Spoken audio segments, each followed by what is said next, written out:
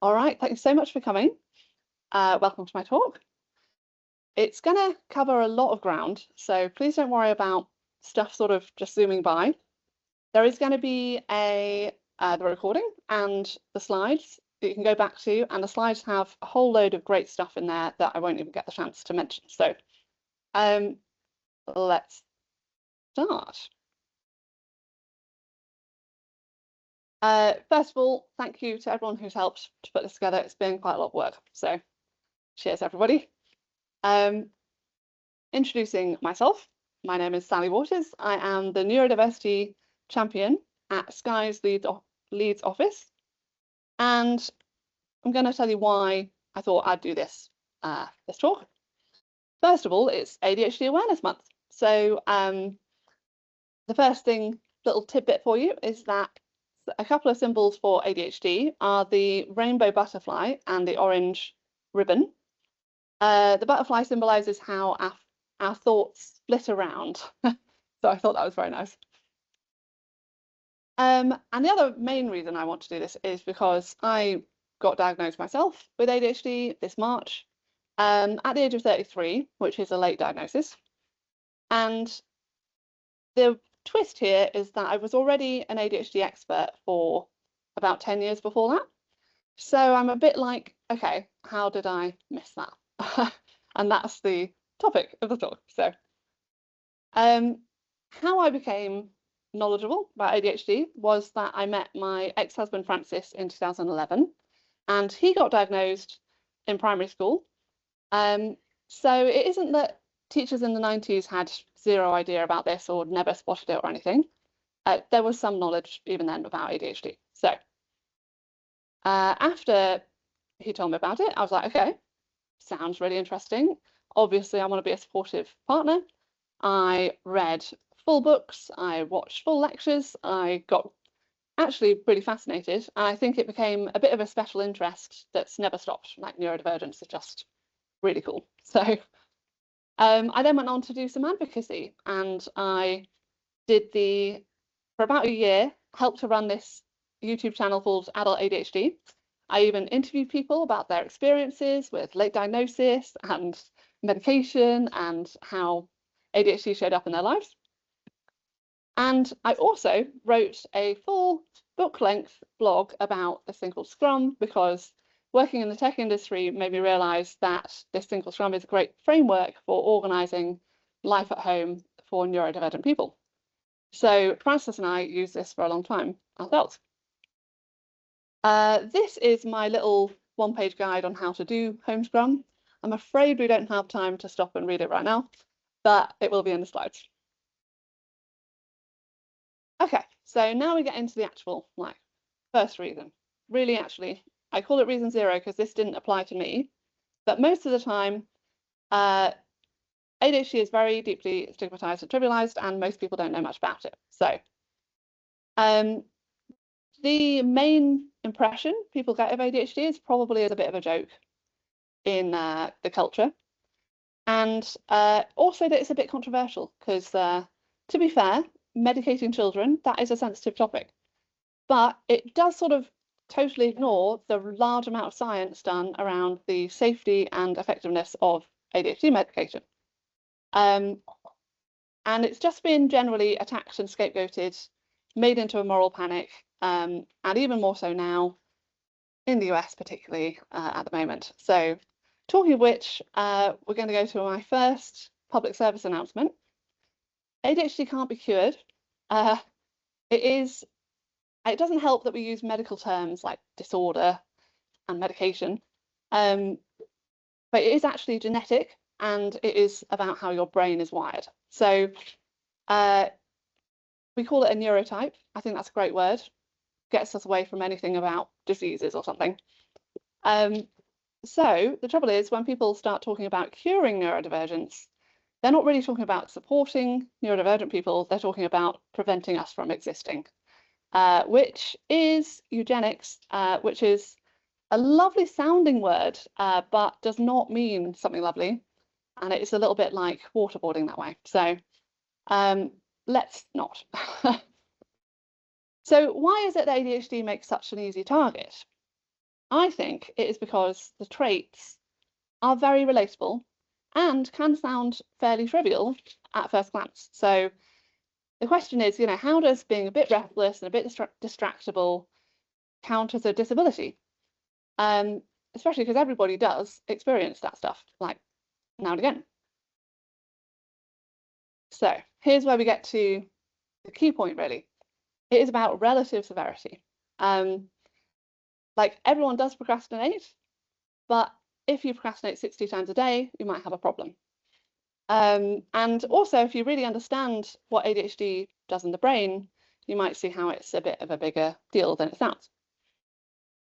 So as a neurodevelopmental condition, it affects mainly the frontal lobes of your brain behind the forehead. And that's where the executive functions mostly take place. And the executive functions do stuff like help you self-regulate, self-control yourself, lots of self stuff, and planning and prioritizing and holding stuff in mind, like working memory. So attention deficit hyperactivity disorder does not at all touch like the core parts of what this is about. It would be much better named as executive functioning disorder, but it's a bit late now. We're a bit stuck with the name. And I wanted to try and describe what executive dysfunction feels like, because it's really weird. Even to myself, it does not seem like there's anything stopping me from getting up and doing something when I'm just like stuck on the sofa.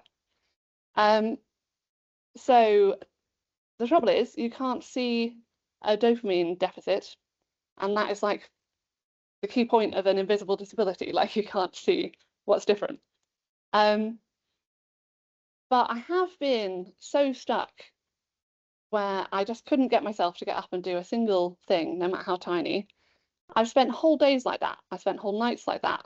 I've been brought fully to tears many times by this feeling of like, God, why can't I just do something? And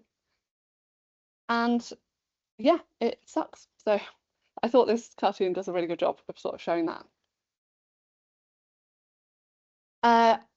And plus, it's not just things I don't want to do. It's everything, it's everything in life that is harder to do. So that sucks too. If you would like to learn more about executive functioning, I've linked a quiz in the appendix about like rating your own. And this video is also a nice short one about what they are. So that's cool. But you can kind of see now maybe why all of these outcomes are associated, well, with poor outcomes for adults with ADHD, because important stuff in life tends to be stuff you have to do sustained, goal-oriented work towards, and that is not ADHD's strong point. So yeah, there's a lot of areas it affects, and I don't want to be a downer, but if we take anything from ADHD Awareness Month, it's that it deserves being taken seriously, no matter what the culture says. Okay, so we're really off to the races this time. This one actually does apply to me. One of the reasons I didn't know, I'm a woman. And I think that's a big one, because if we compare me and Francis, and he got his ADHD recognised in primary school, well, we both are white, middle class, raised around Leeds, born in 1981. The main difference between us is that I was assigned female at birth. So I think that is quite telling. The history of research into ADHD is extremely male dominated, as like the subjects and the researchers probably. And of course, once you know more about how it looks like in boys, you know less of it. Sort of as a cycle. And women also face medical misogyny. So that's generally, it's more likely that a woman says they're struggling and gets that dismissed under a sort of blanket, like probably anxiety, probably depression, and not really looking under that to like what else could be causing that. And especially because there are links, like if you have ADHD, you are more likely to be depressed, and the executive functioning thing looks a lot like depression. So it's a bit tricky to untangle anyway. And being neurodivergent and growing up that way also tends to lead to more trauma and more anxiety. So there are, like, it's not easy to see through all this, but especially if the person you're seeing is not super interested in figuring it out, you might not get anywhere. I want to say all of this is even more true if you're a brown or black woman, or really the more identities you have where you're in the minority, just the harder it is to get your realities recognized. So that also definitely plays in. So how does ADHD look in women? It tends to express itself a little bit differently sometimes. For instance, girls might look like they're just daydreaming in class if they're struggling to concentrate. Whereas, yeah, boys might be more disruptive. And a teacher might not even notice there's a problem at all, because if a girl's being quiet, and yeah, you might not notice. So why are women different? I think a lot of it comes down to socialization. First of all, we're meant to be polite and quiet and all that. So the outburst thing is a little bit more discouraged. And also we're socialized to take on more of the mental load, which means the planning and the managing of household work and childcare and all of that. And that's just the default expectation, and it falls upon ADHD women as well.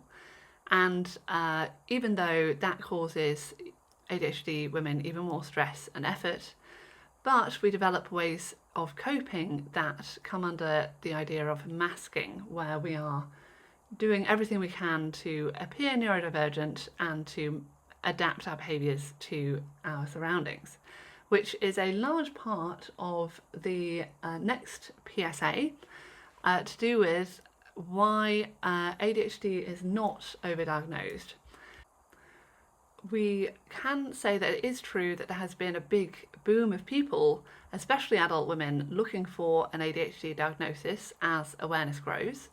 But there is evidence to say that ADHD is underdiagnosed, at least in women, because there's such a long history of not recognising it in women. If we consider being left-handed and the incidence of left-handedness in this graph, we might see that it seems to boom around 1950. And I think it's more likely that that's more to do with that we stopped beating kids as much for using their left hand, and less to do with like human brains just suddenly changing. So that's just a parallel there that we might want to have in our back pockets. Okay. So that was reason one, I'm a woman. Next thing is I can sit still and keep quiet. So obviously that's linked. I don't fit the stereotype of what ADHD is associated with.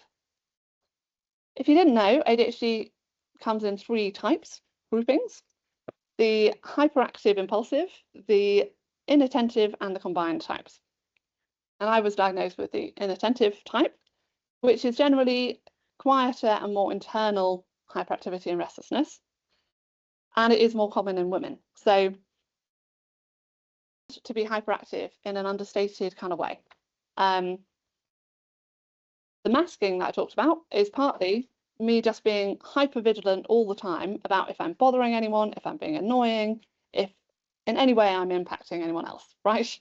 So yeah, the ways that I have learned to be hyperactive is partly that I fidget all the time, and I always have, but probably just in little ways, like I'm using a fidget toy right now.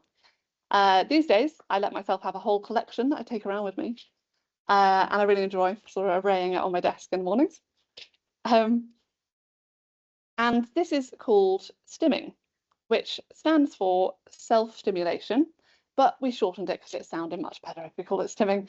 And this is a human trait, everyone does it, but ADHD humans might do it a bit more. And it just basically means it's a way of using the senses to soothe and regulate your nervous system. And this is a lovely wheel of all the different types you might do. I feel like unmasking for me, a large part of it is stimming more publicly and not worrying so much about what people might think if I am doing something a little bit weird or carrying around soft toys or humming. And all of these things are actually, I think stimming awareness would be great, because then we'd be a bit more neuro-inclusive. And if someone sees you stimming, it's not like, what are you doing? Like, yeah. And this video helped a lot to for me to release some shame about it and to start learning about it.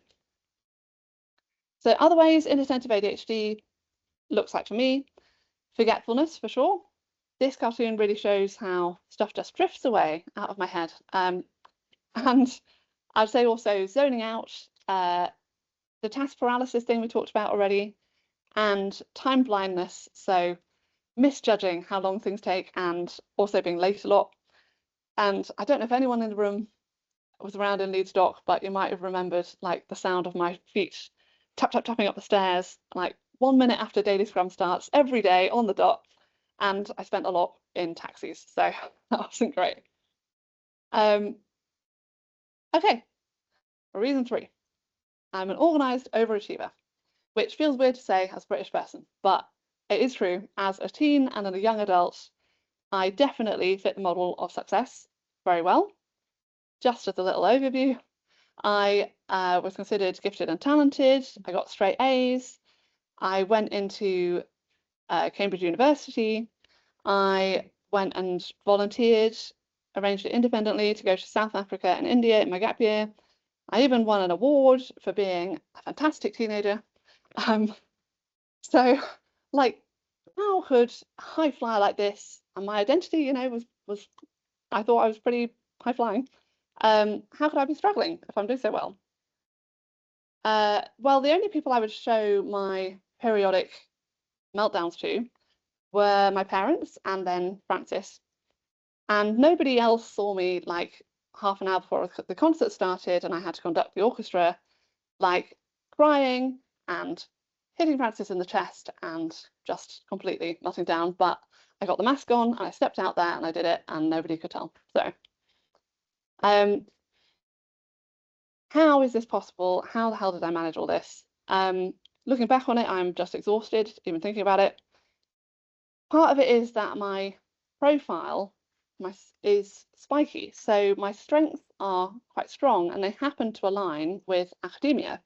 And my interests also aligned with what I was learning. I liked learning, and ADHD people can hyper-focus on stuff that they're interested in. So I actually got quite far with that. And yeah, this spiky profile thing, sometimes it doesn't line up, sometimes it does with what people see as success. But there are other things, like, which are apparently easy, which I struggle with. The other way I managed was with an intense planning addiction. I started from about the age of 10, writing to-do lists. This is one of the early ones. All the way till I was about 22. This is in university, every half hour mapped out to the minute. And this was just one summer's worth of stuff I wanted to get done at a very high level. So I was keeping myself as busy as a human could possibly be, and that was partly because the urgency created motivation for me. So if I was always stressed, I always would keep going. Also, I just like time management and self-improvement techniques, and that was a special interest, and obviously not always a healthy one, but I like figuring out ways of working. So I want to highlight, this is, now I can see this was a coping mechanism, and it's not a sign of ease if someone is trying this hard and putting in this much effort. So hopefully now in a more informed age, if someone like a teacher sees someone intensively planning like this, that could be a red flag. That could be like, maybe there's a weakness that it's being compensated for, rather than getting praised for it. And like I was told I was very mature and very organized because I was doing so much organizing of myself. So not everyone who's doing really well is actually doing really well. I cannot overstate how much chronic stress I lived with for the first 20 years of my life and just thought that was completely normal. After Cambridge, I completely burned out. I realized I was just no longer willing to put myself through this. I went to therapy and took 4 years to like really explicitly unpick this addiction to planning. I expected that after a while, my relationship with time and planning and tasks would improve because I'd rediscover my intrinsic motivation. But it never did. And that was really, really confusing because I was doing the right thing. So why wasn't it getting better?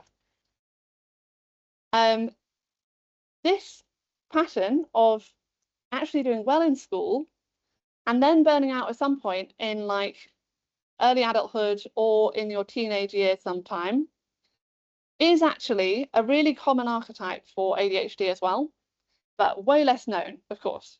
So I'd love if more people recognized it as a, like, maybe that's that. And this is an example, a YouTuber called Jaden Animations. She had exactly that, that pattern. So I put in this video because it's really entertaining anyway.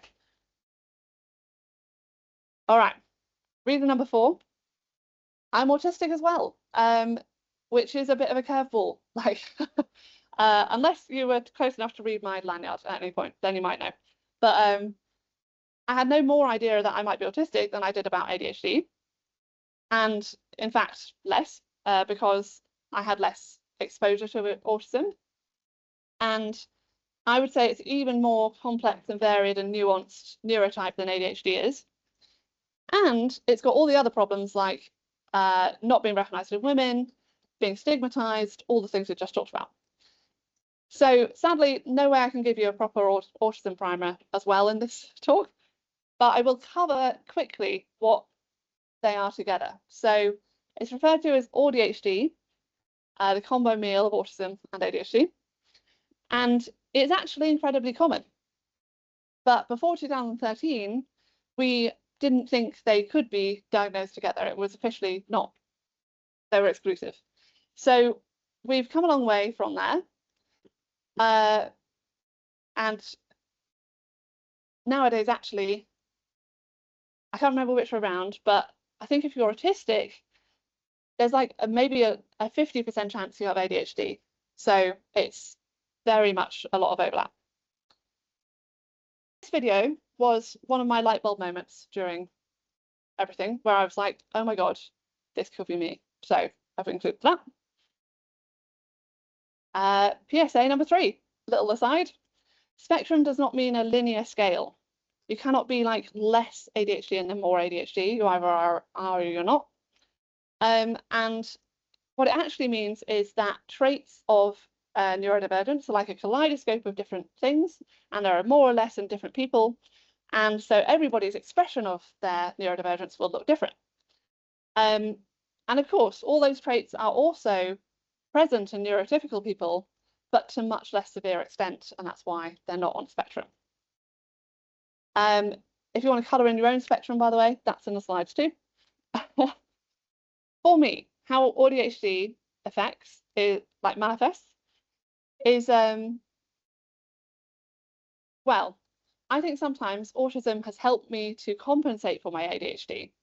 So it's a bit like crossing a narrow bridge and you've got 2 strong winds blowing at you. But if they blow in exactly the right way, they actually keep you upright and you look like you're doing completely fine. So for instance, autism is partly why I could plan like that, because I like order and I like to know what's going to happen in the day, and that was a really important thing to me. So planning like that meant I forgot things less and I actually did get stuff done and I didn't look like I had ADHD. Also, the kind of novelty-seeking side of ADHD and looking for dopamine hits is a bit tempered by autism, because if average day-to-day life is overstimulating, you don't need to go very far for your sensory thrills. You can just go outside and you're like, oh God, this is overwhelming. Yeah, as you can imagine, it's a bit of a tug of war internally, and it makes things twice as hard sometimes. So, for instance, I love nothing else than the idea of doing the same thing every day in an exact routine. And the ADHD means I could just never ever do that because that's boring. So it's a real weird thing. Cool. I know we just sort of crash into the next reason like quite quickly, but Reason 5, my ex-husband also has ADHD, and of course that's how I knew about ADHD, but it in some ways led to issues with me having space to recognize it in myself. So how exactly? Partly, I did kind of think it might be his fault. Like I thought the ADHD, his ADHD was causing our problems.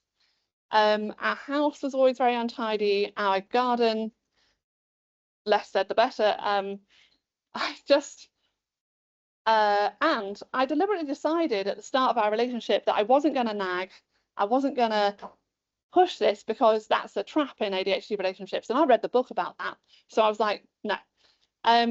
We'll stick to a level we can both contribute to, we can both do, and hopefully improve that over time, which we actually did. But it did really disguise that I couldn't do it either. I didn't have the capacity either to do this. The other thing is that I saw myself as the neurotypical one, and a self-narrative is a very powerful thing. Like I looked for evidence and I found evidence.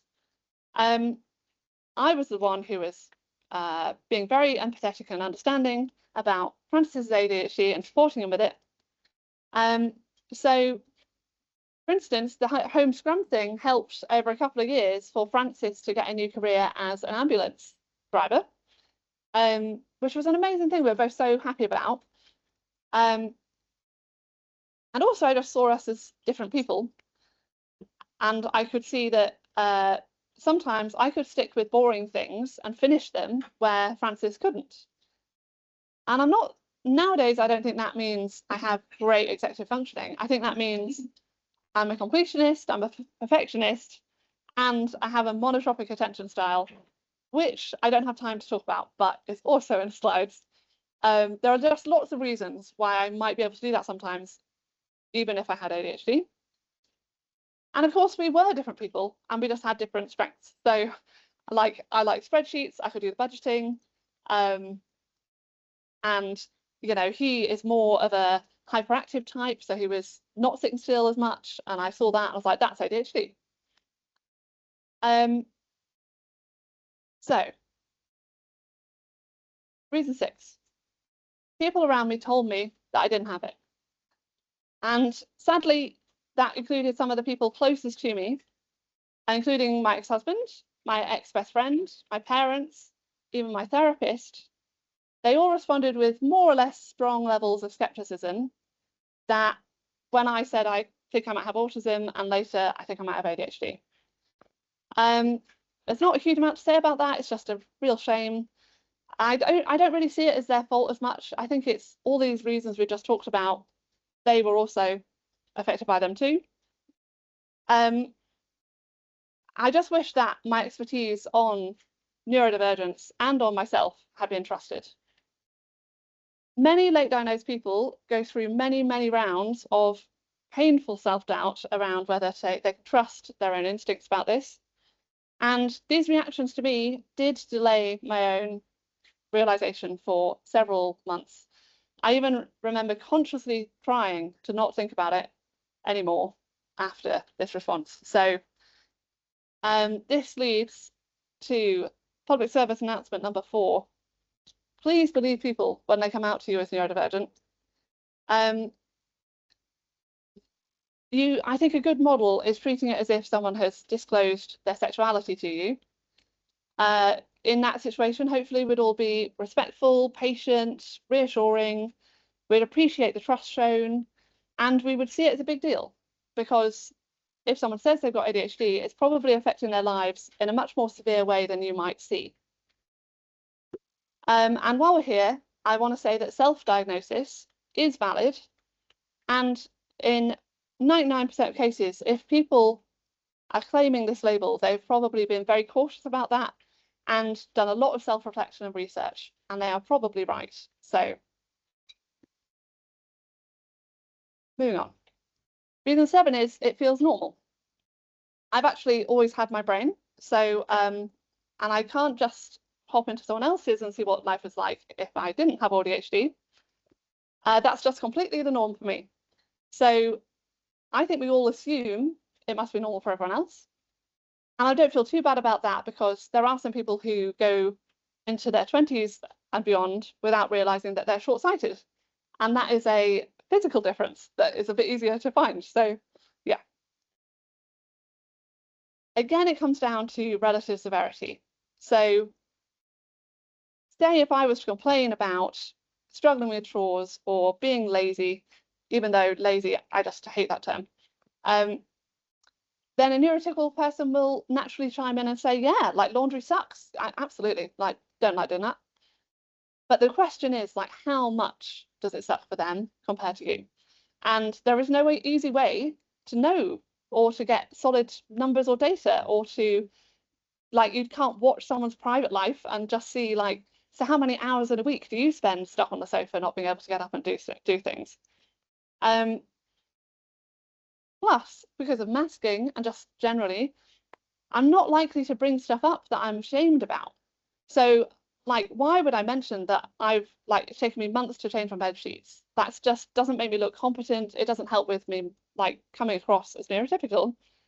And so if I never actually am honest or open about that stuff, then how do I ever find out that I might be at a level that needs support? And I used to think, you know, when I knew about ADHD, I was like, gosh, it must be really hard having ADHD, because I already find that hard enough as a neurotypical person. And a lot of the process was actually realizing, like, wait, you're telling me that most people do not ever worry about this. They don't even need to think about this.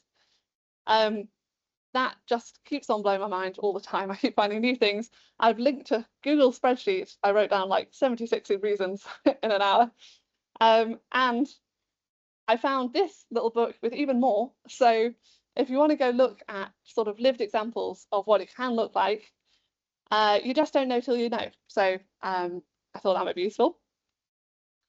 This is not very easy to see, but it's a little pencil drawing of my brain that I was trying to draw. I think finding ways to represent how our brains work and make our thinking visible is really important when it's a totally invisible disability. And it was, in fact, almost entirely Instagram Reels, which led me to realizing that I'm neurodivergent. And I have included lots of links to them as well in the slides. Yeah. Okay. Reason 8. It feels so unlikely. ADHD is supposed to be relatively rare, right? Apparently, it's like 2 to 5% globally estimated people have ADHD. Maybe not as rare as you thought, but still, I seem to be surrounded by people who had ADHD. And I knew I was in a filter bubble. I knew the Instagram algorithm was showing me lots of examples, so maybe I was just getting confirmation bias. And like, I was acutely aware that not everyone can be neurodivergent if we're a minority, right? So I was being very logical. I really cared about getting this right. However, I might not quite have got it right, because first of all, ADHD is genetic. So if most of your family seem neurodivergent in some way, that might not be a coincidence. Of course, it would cluster in families. Then the other thing is my friends all seem to be neurodivergent, but that makes sense too, because we shared communication styles, interests, experiences, struggles, things we valued. Like, I click a lot better with other neurodivergent people often. So the fact is, actually, if everyone around you seems to be neurodivergent, the odds might not be against you being neurodivergent. It might be that you're actually more likely to be as well. Reason 9. I want it too much. I have always felt this sort of secret longing to belong in some kind of minority community. But I also felt ashamed about that, because I know that marginalized groups face real hardships that you shouldn't go around romanticizing, you know? But nowadays, I think that not everybody does want to belong to a minority group, and maybe the reason was that I was subconsciously aware of being different. I mean, I was always aware that I got excluded and bullied as a kid from a young age, and clearly, like, everyone did recognize it at some level. Because, yeah, no wonder the vending machine has finally shut up, by the way. No wonder I thought it might be nice if I could be officially recognised as different. So why does getting labelled matter so much? I got that a lot sometimes. It was like, what does it matter if you get this label? You're still the same person. Well, it might not for everybody. It's a personal thing, and it's totally valid if someone does not want to explicitly put a name on their experience. But for me, I think it's brought recognition and validation and also connection. Because now I know the label, I can just go and find people who will probably click really well with me because we both have the same type of brain. So I think this meme is like really valuable one. It does explain why, like, growing up thinking I'm a failed horse, why that might have done some damage to my psyche, you know. And I think this is my final PSA. If you are neuro-questioning and wondering about this, please do not worry about claiming this label for yourself. I think as an advocate, I was very aware ADHD gets trivialized. It's not okay to just say, oh, I'm being a bit ADHD today, you know, God, I forgot my keys. Like, if you're not ADHD. And the last thing I wanted to do was to accidentally reinforce that by taking ADHD as a label if I didn't have ADHD. But I actually did the opposite. So I respected the severity of the traits so much that I accidentally assumed that my own traits were not severe enough to qualify. So, I mean, again, self-diagnosis is valid. And it's just a bit of a clue if, like, neurotypical people do not tend to dwell on if they could be neurodivergent for like extended periods of time, right? That's just kind of a clue. And also, just it hurts nobody to like try on the idea, like maybe I could have ADHD. And then even if you go ahead and like act accordingly and you like try out some stimming and some fidget toys and see if you can accommodate yourself better, none of that takes away from neurodivergent community either. In fact, anything, it just like brings it to more people, normalizes it more. It's a good thing. So you are the expert on yourself, and like don't let anyone tell you otherwise. Okay, final reason. I've been gaslit into thinking that my struggles do not count.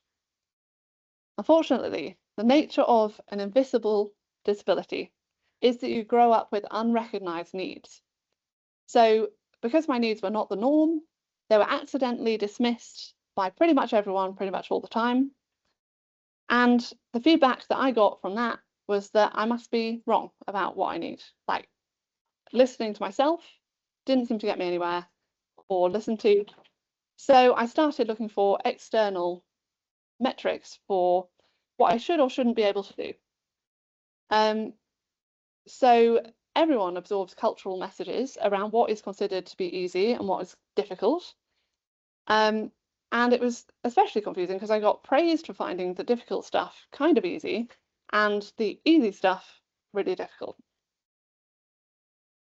So also, very, very occasionally, I would have a kind of superhuman day where the dopamine, the planning, everything would line up, and I would get more done in one day than could ever feasibly be possible anyone should ever manage. And then I would immediately adopt that as my benchmark and be like, right, why isn't every day like that? Every day should be like that. All of this I put under the general heading of internalized ableism. So these messages about what's easy and what's not, that's just considered true, but it's not true. It's different for every person. And just like any other internalized prejudice, it's something that can be unlearned through conscious, you know, education, and also by surrounding ourselves with relevant examples from the neurodivergent community of what our needs actually are, what it actually looks like to take care of yourself, like what is reasonable to expect from an ADHD mind. I think our best defense against internalized ableism is extravagant levels of self-compassion. I don't think you can go wrong by getting more and more, being more and more kind to yourself. But I want to acknowledge that being kind to ourselves is one of the hardest things for an ADHDer, because we have received more criticism over our lifetimes and more messages about that we should be different. So of course we have a really strong inner critic. It is difficult to undo that. I'd say the first step might be to be kind to yourself about being mean to yourself. Like if you can understand, like maybe it was there for a reason, maybe it's trying to help you, then yeah, we're not beating ourselves up about that at least.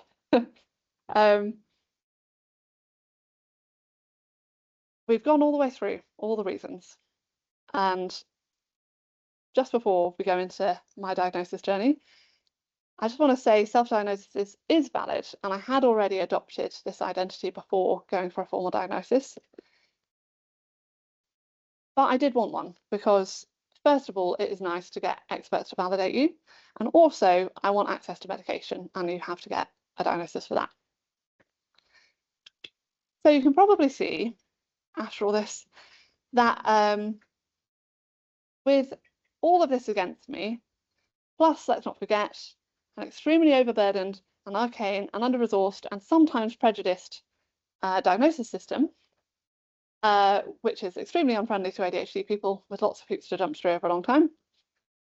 The fact that I got officially diagnosed in Neurodiversity Awareness Week, no less, with autism on one day and then ADHD on the next day, you might be able to get a sense of what a huge life win that was. I felt like I'd backed this tiny, tiny voice in the back of my head, this niggling idea, and despite everything that has tried to crush it throughout my whole lifetime, I actually decided that I would back myself, and I won. And the prize that I won was a feeling of just pure vindication. I'm not a failed horse. I am a zebra. So what's next? I'm still waiting for medication that I needed 25 years ago and that my ex-husband got to grow up with. But hopefully, I really expect it will be less than a year before I get my own prescription. I'm still figuring out my own needs and accommodations and how to support myself and get support. And I'm trying to undo a whole lifetime of people pleasing and masking. And that takes enormous resilience and persistence and patience. I think I will always continue to advocate for neurodiversity awareness. To me, it's a bit like we're living in a world where we insist that all dogs are Labradors and all brains thrive how a Labrador's brain thrives.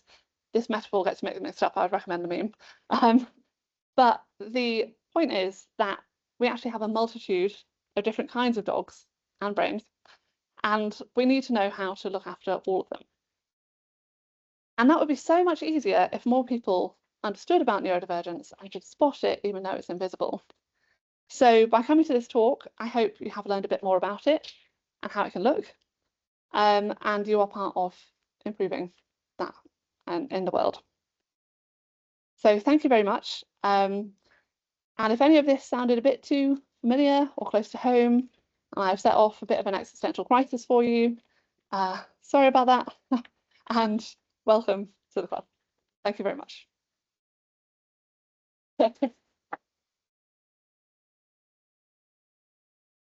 And shockingly, we do have time for questions, which was in doubt at one point this week. Aha! Raphael has asked, how did I get officially diagnosed? Really good question. There is an appendix, by the way, in the slides, several, one of which is going to be like a link to, there's a good ADHD website with like different diagnosis pathways. I used a thing called Right to Choose, which is unfortunately not available in Scotland, but is a way for you to refer yourself onto a kind of private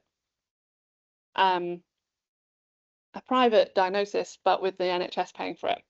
So it has less waiting times and all that. I will indeed share the link in the chat afterwards. And yeah, it will also be in slides. So it is a bit of a minefield, but it can be navigated, and especially if you don't try and do it entirely by yourself. So yeah. Oh, we suddenly have hands up. Hang on. All right, let's go. You first? Yes.